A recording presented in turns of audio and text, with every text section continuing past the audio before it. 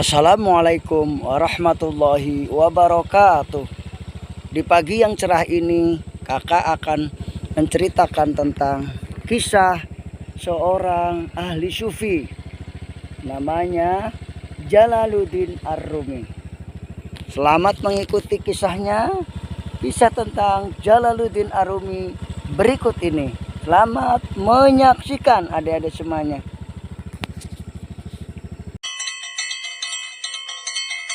Assalamualaikum warahmatullahi wabarakatuh. Waalaikumsalam warahmatullahi wabarakatuh. Adik-adik, di suatu malam Jalaluddin Rumi mengundang Syam Tarbi ke rumahnya. Syam Tabrizi ke rumahnya. Sang Mursyid Syamsuddin pun menerima undangan itu dan datang ke rumah kediaman Jalaluddin Rumi. Berjalan.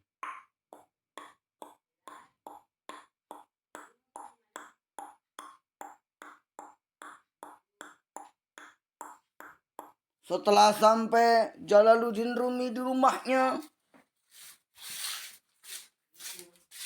jalan.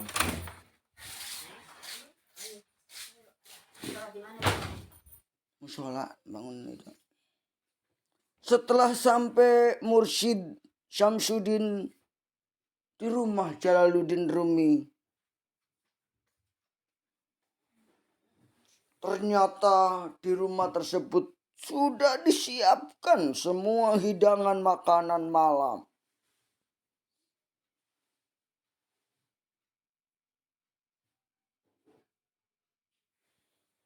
Syam Tabrizi pun berkata kepada Rumi,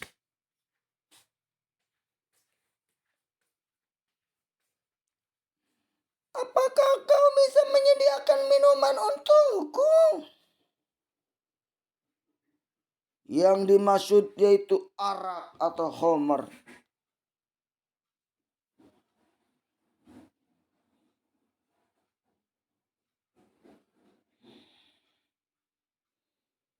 Rumi kaget mendengarnya.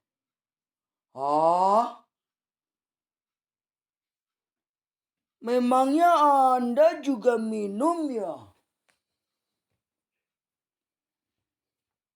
Jawab Syam.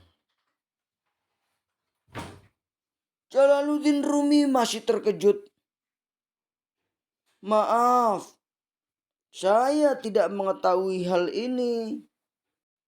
Syamsuddin pun, "Sekarang kau sudah tahu, maka sediakanlah." Jalaluddin Rumi, "Di waktu malam seperti ini, di mana kau bisa mendapatkan arak itu?" Syam, "Perintahkan salah satu pembantumu untuk membelinya."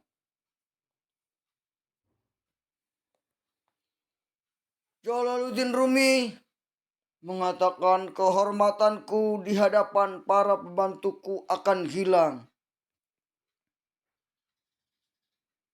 Syamsuddin berkata, "Kalau begitu kau sendiri pergi keluar untuk membeli minuman." Jalaluddin Rumi pun berkata kembali, "Seluruh kota mengenalku. Bagaimana bisa aku keluar membeli minuman?" Syamsuddin berkata, "Kalau begitu, kalau kau memang muridku, kau harus menyediakan apa yang aku inginkan. Tanpa minum malam ini, aku tidak akan makan dan tidak akan berbincang dan tidak bisa tidur."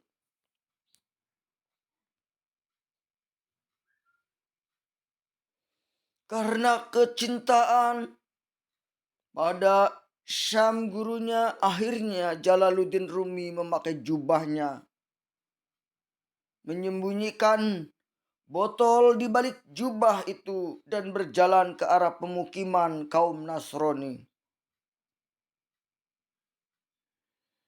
Sampai sebelum ia masuk ke pemukiman tersebut, tidak ada orang yang berpikir macam-macam terhadapnya.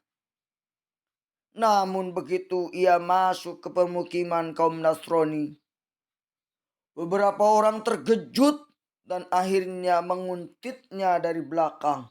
Hai, ada Jalaluddin Rumi, itu mau kemana? Yuk kita ikuti.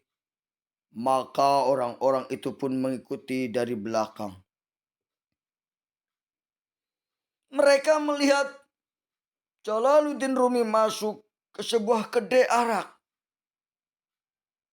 Ia terlihat mengisi botol minuman, kemudian disembunyikan lagi di balik jubah, lalu keluar. Dilihat oleh mereka. Kok Jalaluddin Rumi memberikan minuman ya? Setelah itu ia ikuti terus oleh orang-orang yang jumlahnya bertambah banyak. Hingga sampailah Rumi di depan masjid tempat ia menjadi imam bagi masyarakat kota.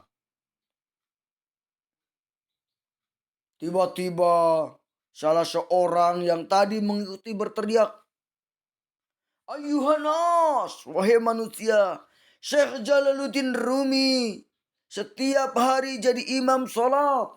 Kalian baru saja pergi ke perkampungan Nasrani dan membeli minuman."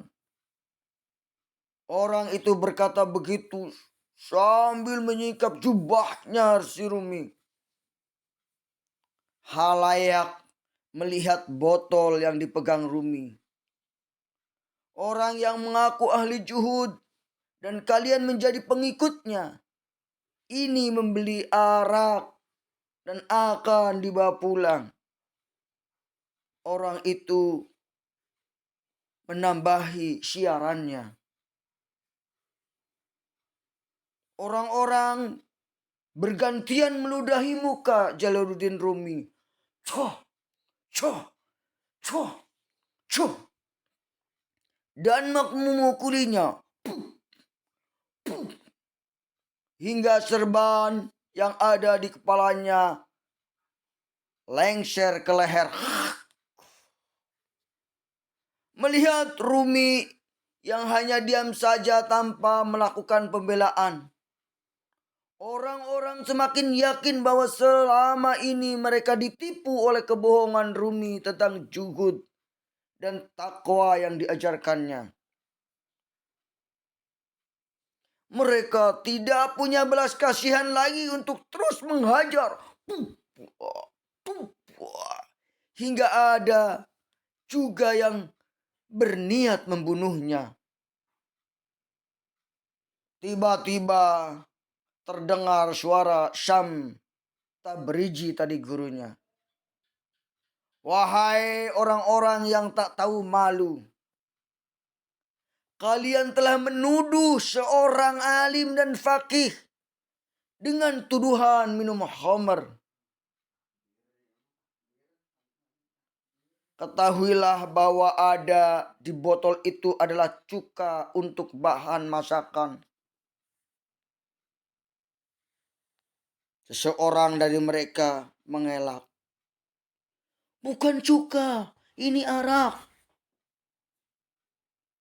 Syamsuddin mengambil botol dan membuka tutupnya, dan dia meneteskan isi botol di tangan orang-orang yang menciumnya. Mereka terkejut karena yang ada di botol itu memang cuka. Mereka memukul kepala mereka sendiri dan bersimpuh di kaki Rumi. Mereka berdesakan untuk meminta maaf dan menciumi tangan Rumi.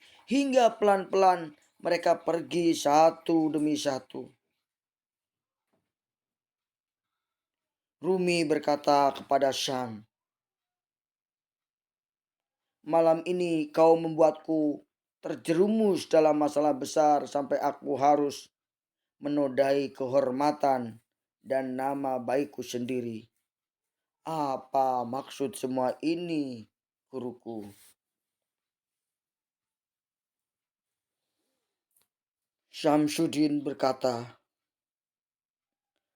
agar kau mengerti bahwa wibawa yang kau banggakan ini hanya hayalan semata. Kau pikir penghormatan orang-orang awam seperti mereka ini sesuatu yang abadi? Padahal kau sendiri hanya karena dugaan satu botol minum saja semua penghormatanmu itu sirna dan mereka menjadi meludahimu, memukuli kepalamu dan hampir saja membunuhmu. Inilah kebanggaan yang selama ini kau perjuangkan dan akhirnya lenyap dalam sesaat. Maka bersandarlah pada yang tidak tergoyahkan oleh waktu dan tidak terpatahkan oleh perubahan zaman. Bersandarlah hanya kepada Allah Subhanahu wa ta'ala. Itulah kisahnya adik-adik sekalian.